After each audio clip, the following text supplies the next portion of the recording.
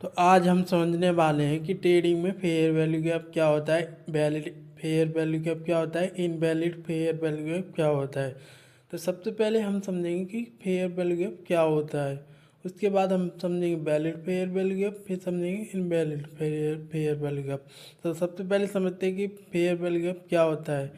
ये hammer candle है और इसका जो हाई है उसे मार्क कर लेते हैं, और इसकी जो थर्ड कैंडल बनी है उसका लो मार्क कर लेते हैं, और इन दोनों के बीच का जो गैप है उसी को हम बोलते हैं फेयर वैल्यू गैप। आप समझते हैं कि इन वैलिड फेयर वैल्यू गैप क्या होता है। तो वैलिड फेयर वैल्यू गैप को समझने के लिए इसका जो हाई है वो मार्क कर लेते हैं, और जो थर्ड कैंडल है उसका लो मार्क कर लेते हैं। इन दोनों के बीच का जो गैप है उसी को हम बोलते हैं फेयर वैल्यू गैप। लेकिन ये वैलिड गैप है, इसकी जो चौथी कैंडल बनी है उसका जो लो है वो टच ना कर रहा हो सेकंड वाली कैंडल के लो को, तो इसी को हम बोलते हैं वैलिड फेयर वैल्यू गैप। आप हम समझते हैं कि इनवैलिड फेयर वैल्यू गैप क्या होता है।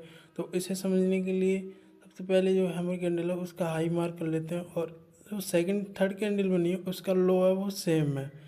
क्यों? क्योंकि ये हम इनवैलिड फेयर वैल्यू गैप दर्शाता है, इसलिए ये क्या है, इनके बीच में कोई गैप नहीं है, इसलिए ये क्या